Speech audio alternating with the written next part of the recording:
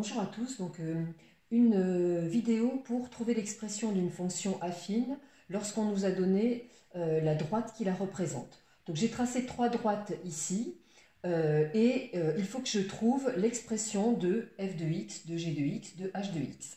Je rappelle que l'expression d'une fonction affine, c'est la forme la plus générale, c'est de la forme f de x égale mx plus p. Alors peut-être que certains auront vu ax plus b, c'est pareil, qu'on appelle m ou a le coefficient directeur et p ou b l'ordonnée à l'origine. Ça ne change pas la façon de travailler.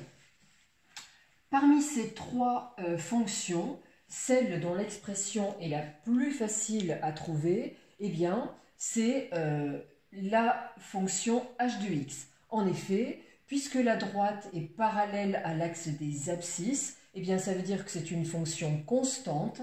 Et la constante, eh bien, à chaque fois que je prends une valeur de x ici sur l'axe des abscisses, quand je vais lire l'image, eh bien, je tombe, donc je fais bien attention à bien lire les unités, je tombe sur moins 6.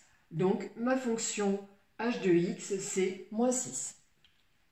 Ensuite, pour la fonction f et la fonction g, il y en a une qui est plus facile que l'autre, parce que donc on vous aura expliqué dans vos cours que le coefficient directeur, il est toujours lisible, ça fait appel à une formule de cours, et l'ordonnée à l'origine, par contre, le fameux P ou B, suivant comment vous l'avez appelé, eh bien, il est lisible parfois, mais pas toujours. Donc, la plus facile des deux, c'est la droite qui est tracée en bleu. Pour quelle raison? Eh bien, parce que cette droite va venir couper l'axe des ordonnées ici en une ordonnée qui est clairement visible et qui est moins 3. Et donc ça, c'est en fait le rôle de P, qui est l'ordonnée à l'origine.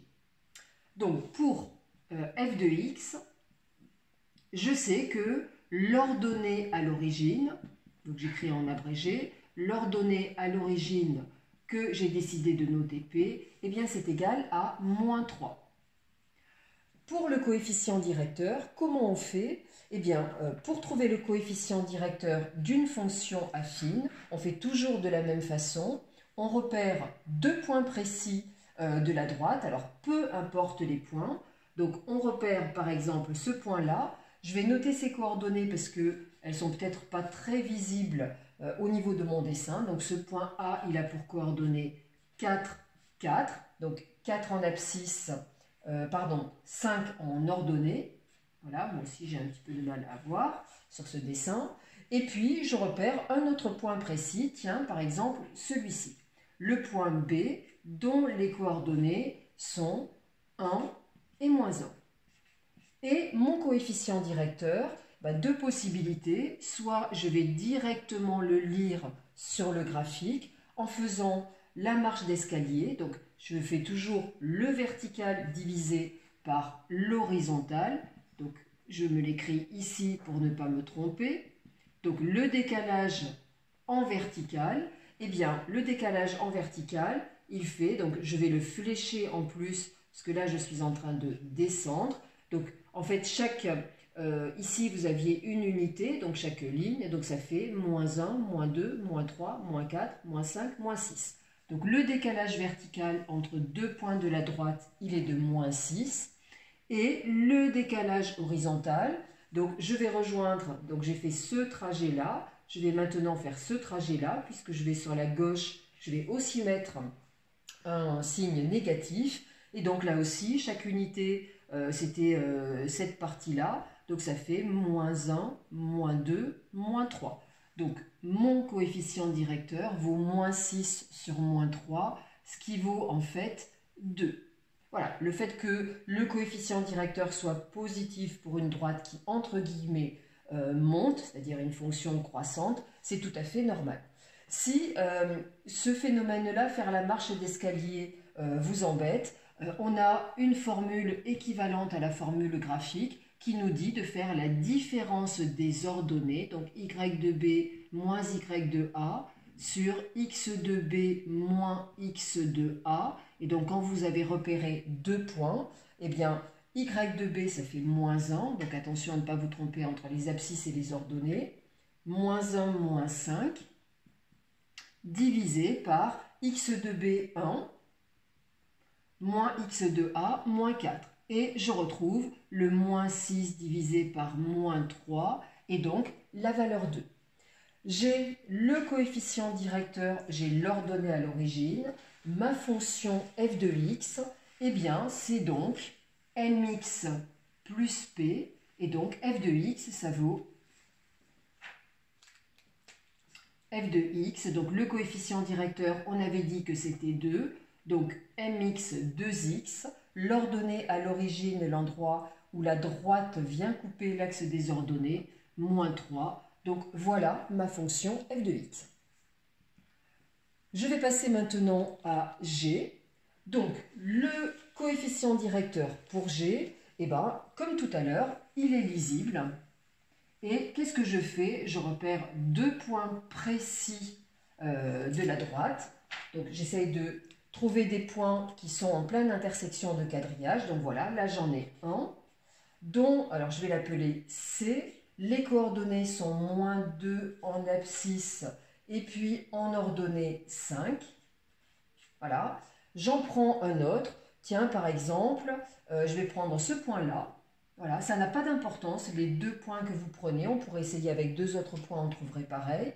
Donc ce point-là, je vais l'appeler E. Je vais éviter D, puisque D est droite. Il a pour coordonnées 1 et puis en ordonnée 3. Je fais ma marche d'escalier, donc le décalage vertical en premier lieu, le décalage horizontal en deuxième lieu. Je fais bien attention aux unités et j'observe que pour ma fonction g, le coefficient directeur que j'ai noté m, eh bien, il vaut le décalage vertical. Souvent, on met comme ça delta y, le delta, la différence, sur le delta x. Donc, mon delta y, eh bien, c'est moins 2. Et mon delta x, je suis allé vers la droite. Donc là, il est positif. 1, 2, 3, puisque les unités étaient à chaque fois... là, c'était le 1 de l'axe des abscisses. Là, c'était le 1 de l'axe des ordonnées. Voilà. Si, par exemple, j'étais partie de ce point-là pour aller rejoindre celui-ci, qu'est-ce que j'aurais fait? Donc mon delta y, il aurait été égal à 2. Mon delta x, je vais sur la gauche, il aurait été égal à moins 3. Et que je fasse moins 2 sur 3 ou 2 sur moins 3, c'est la même chose. Donc mon coefficient directeur, il vaut moins 2 tiers. Mon ordonnée à l'origine, eh bien en fait, c'est l'endroit où la droite coupe l'axe des ordonnées. Et là, zut, je me rends compte qu'elle n'est pas du tout précise. Donc je ne vais pas m'aventurer à la donner de manière approximative. Donc dans ces cas-là, je vais aller la calculer. Comment? Eh bien déjà, je vais dire ce que j'ai trouvé. Je vais donc en déduire que la fonction g de x, elle vaut, donc coefficient directeur, c'est le coefficient qui est collé à x, moins 2 tiers de x plus p. Voilà, et donc là, mon objectif, c'est d'aller trouver cette valeur de p. Eh bien pour ça, je vais utiliser un point de la droite. Pourquoi pas un point que j'ai déjà pris ou un autre, ça n'a aucune importance. Le truc, c'est que je vais dire quel point j'utilise. Donc, tiens, par exemple, je vais utiliser le point E, donc avec E de coordonnées 1, 3. Qu'est-ce que ça veut dire? Puisque ce point E, il est sur la droite, ça veut dire que quand on donne à x l'abscisse 1, eh bien l'ordonnée donne 3. Ça veut donc dire que g de 1 est égal à 3. Et g de 1, ben, je suis capable de le calculer avec ça. Donc g de 1, ça va me donner moins 2 tiers multiplié par 1 plus p. Ça, c'est g de 1. Et ce g de 1, je sais qu'il est égal à 3 d'après le graphique. Et je m'aperçois en fait que eh bien, j'ai tout simplement une petite équation à résoudre dans laquelle l'inconnu est le nombre p. Voilà, et donc ben, je vais la résoudre. Je vais le faire ici.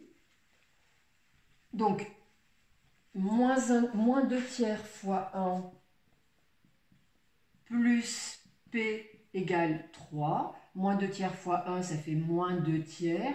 Plus P égale 3. Ce qui veut dire donc en faisant plus 2 tiers de chaque côté, que je me retrouve donc de ce côté avec P, de l'autre côté avec 3 plus 2 tiers. Je suis face à une addition qui concerne les fractions. Je réduis au même dénominateur. Donc 9 sur 3 plus 2 sur 3, ce qui veut dire que P, c'est 11 tiers. Voilà, 11 tiers, ça fait à peu près 3 et quelques. Je vais regarder sur mon dessin. Tiens, ma droite venait couper, la droite qui est en rouge là, venait couper l'axe des ordonnées au niveau de 1, 2, 3. Et bien, effectivement, 3 et quelques, c'est pas très loin de 4. Donc, ça a l'air d'être tout à fait cohérent. Et j'en déduis donc que g de x, eh bien, ma fonction que je cherchais, le coefficient directeur, on avait trouvé moins 2 tiers, donc moins 2 tiers de x, et on vient de trouver l'ordonnée à l'origine, plus 11 tiers. Et voilà ma fonction g. Donc là, j'ai traité en fait les 3 cas que vous pouvez avoir, à savoir donc une droite qui est à l'horizontale, enfin parallèle à l'axe des abscisses, où là c'est vraiment très simple, une droite où l'ordonnée à l'origine se voit, c'est-à-dire que là on ne va pas avoir beaucoup d'investissement, il suffit juste de se rappeler du coefficient directeur qui est le décalage vertical divisé par le décalage horizontal, ou la différence des ordonnées divisée par la différence des abscisses, de bien flécher pour ne pas oublier les signes. Et puis la droite qui est en rouge, qui était la plus embêtante, parce que donc le coefficient directeur, lui, c'est toujours pareil. Vous trouverez toujours 2 points de la droite.